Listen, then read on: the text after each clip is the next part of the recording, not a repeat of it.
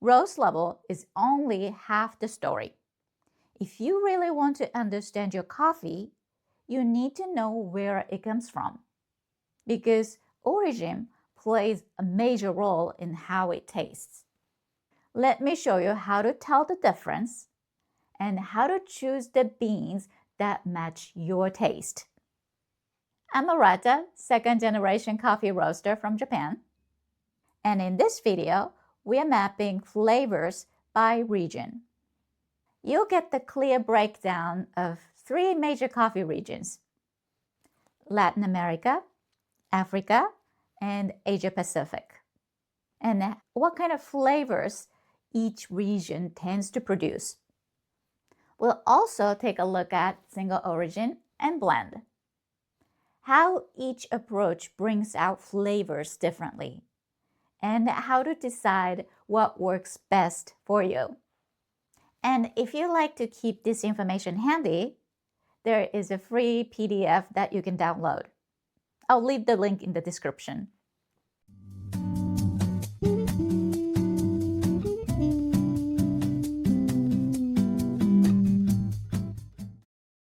Coffee grows best in warm climate near the equator, and this zone is called Coffee Belt. The 3 major regions in this belt are Latin America, Africa, and Asia Pacific. Let's start with Latin America, where you'll find some of the most popular and approachable flavor profiles.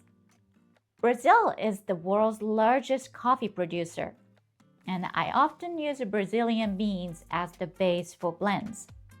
They have that comforting coffeeness, the kind of warm, nutty, slightly bitter flavor that reminds you of coffee candies or mocha desserts. The acidity tends to be mild, making Brazilian beans easy to enjoy for most palates. Next is Colombia, also a major player in global coffee production. You might have heard of Colombian Supremo, which refers to larger size beans often used to indicate high-quality grade. Colombian coffee typically has a soft, stone fruit-like acidity, a full body, and a clean, smooth finish. And then there's Guatemala, a personal favorite of mine since I was little. In Guatemala, beans grown at higher altitudes are often graded as higher quality. These coffees often strike a beautiful balance between sweetness and bitterness, and depending on how they are roasted, they can develop caramel or chocolate-like notes. Overall, Latin American beans are easy to work with and versatile across many different brewing methods. If you're exploring flavors by region for the first time, this is a great place to start. Now let's move on to Africa, where coffees tend to have bright acidity and more delicate flavor notes. Compared to Latin American beans, I find African beans to be a bit more sensitive, especially when roasting.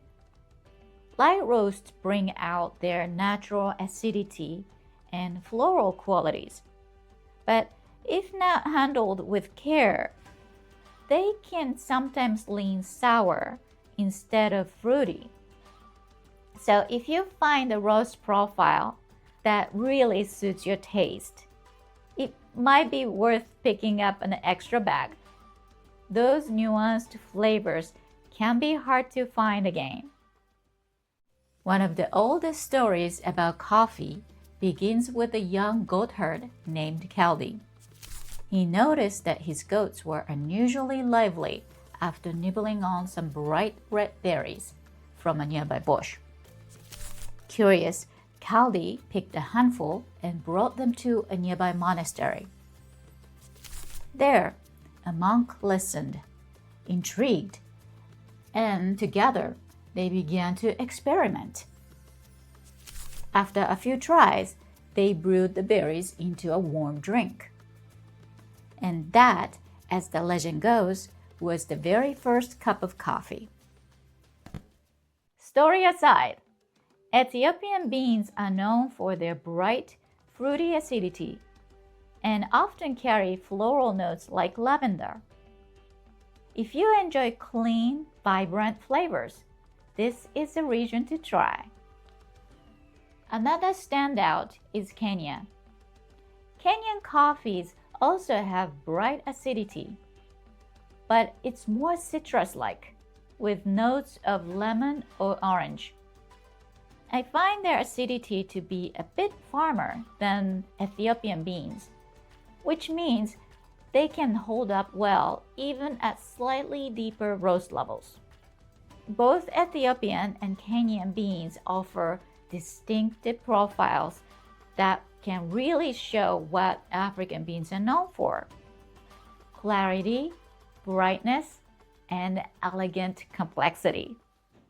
Now let's move on to the Asia Pacific regions, home to some of the most distinctive and bold coffee profiles. The second largest coffee producer in the world is Vietnam, followed by Indonesia. If you've ever had Vietnamese coffee, you know it's something quite different. They often use a very dark roast and brew it strong, then mix it with thick sweetened condensed milk. It's rich, punchy, and intense. If you're curious how roast levels like that affects flavor, I went deeper into that in the previous video. There's a link in the description.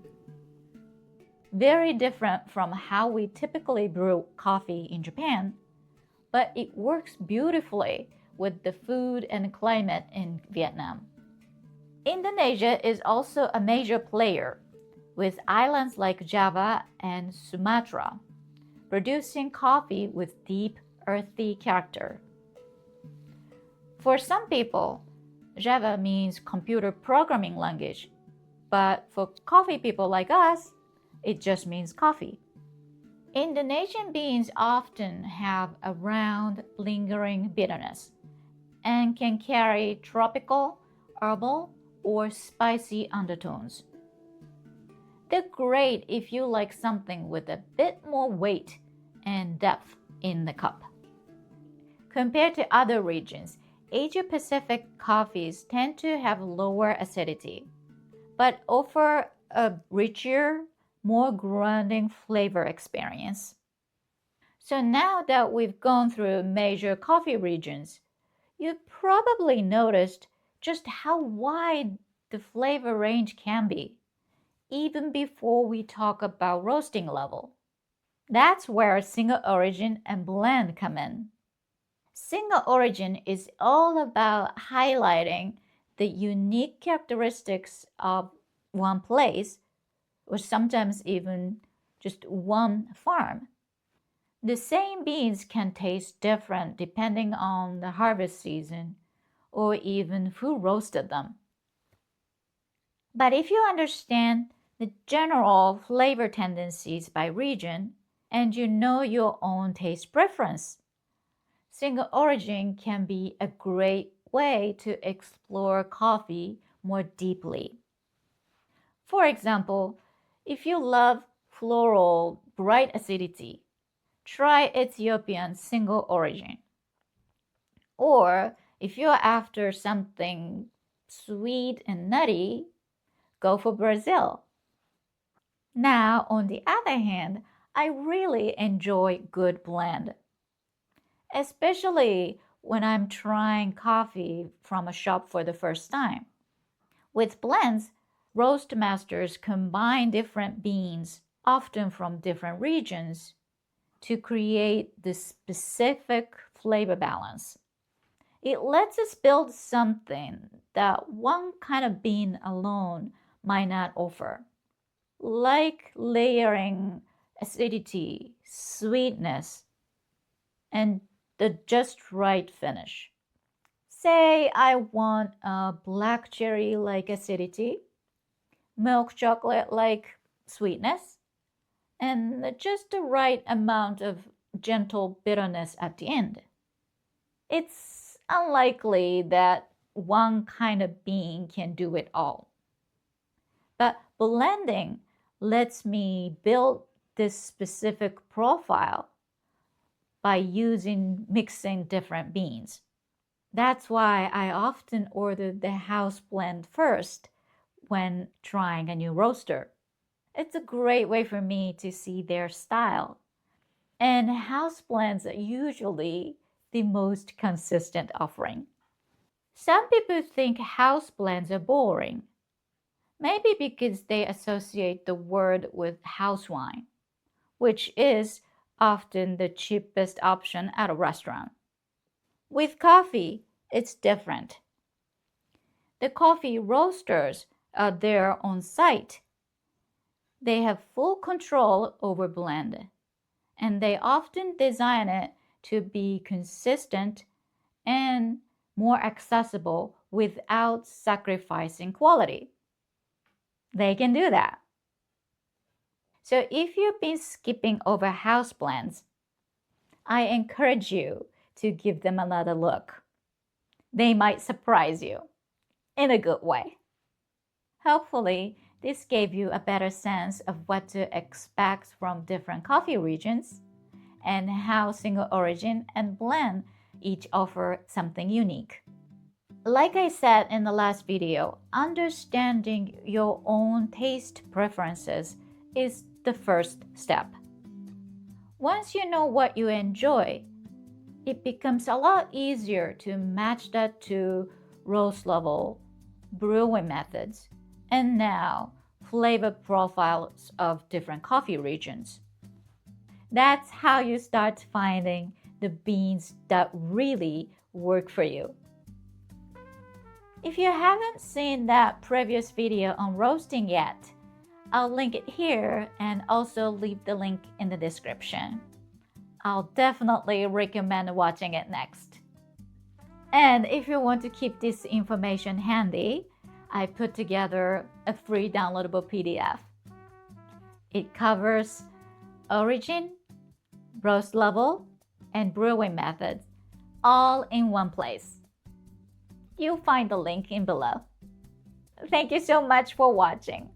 And as always, have a wonderful coffee day.